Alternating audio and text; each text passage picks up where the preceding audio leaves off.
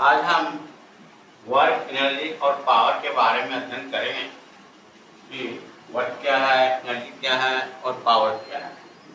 इसमें जो है वर्क एनर्जी थ्योरम जो वर्क की डिफाइन करता है,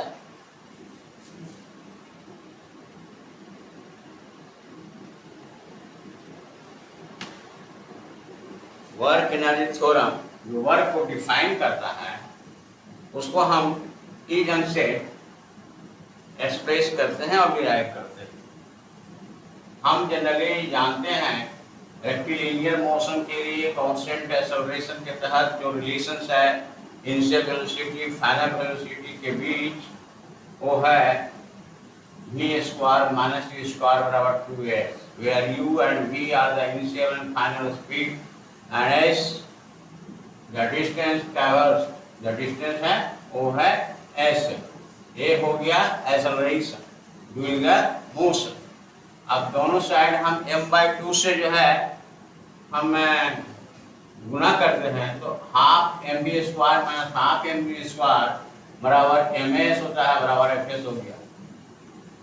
Where the last step followed from Newton's second law, अंतिम स्टेज जो है जो कि फोर्स इनटू डिस्टेंस हो गया। ये न्यूटन का सेकंड लॉ कहता है कि फोर्स का डेफिनेशन, कि फोर्स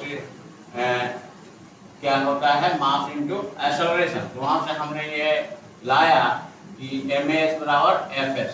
अब इसको हम जनरलाइज करते हैं 3 डायमेंशन के लिए by applying the vector, then v² - u² बराबर 2ad, where d is the distance, and so once again multiplying both sides by m/2 we obtain half mv² - half mu² बराबर ma into d बराबर force into distance, that is the dot product of force and displacement.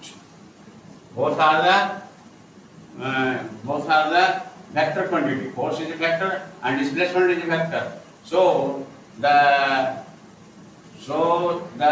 product of force and displacement is a vector quantity, that is the dot product f dot d. It provides a motivation for the definition of work. यह जो है हमें work का definition provide करता है और kinetic energy का। The left side of the equation is the difference in the quantity, half the mass times the square of the speed from initial value to final value. We call each of these quantities as kinetic energy. दोनों को हम kinetic energy के रूप में show करते हैं। एक final है, एक इनिशियल है, denoted by k. The right side is the product, is a product of the displacement and the component of the force along the displacement. This quantity is called work and is denoted by W. Thus kf minus ki बराबर W, where ki and kf are the initial and final kinetic energy of the object. Thus work is done by a force on the body over a certain displacement. Thus we can define the work in this way: work is done by a force on the body over a certain displacement. Thus, the change in kinetic energy of a particle is equal to the work done on it by the net force. इस ढंग से हम work का definition जो है हम work energy theorem से derive करते हैं। तो वर्क क्या है? यह दो काइनेटिक एनर्जी के डिफरेंस का नेट प्रोडक्ट है। मतलब कि जो दो काइनेटिक एनर्जी है इनिशियल और फाइनल काइनेटिक एनर्जी, उसके डिफरेंस का ये प्रोडक्ट है। और प्रोडक्ट किस रूप में आता है? फोर्स और डिस्टेंस के रूप में आता है, डिस्टेंस या डिस्प्लेसमेंट के रूप में आता है।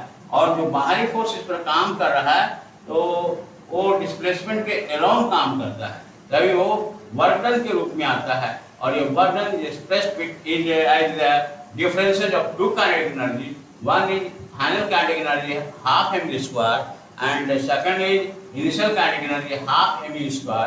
Thus by work energy theorem we can derive the definition of work as the work is done by a force on the body over a certain displacement. Thus the change in kinetic energy of a particle is equal to the work done on it by the net force.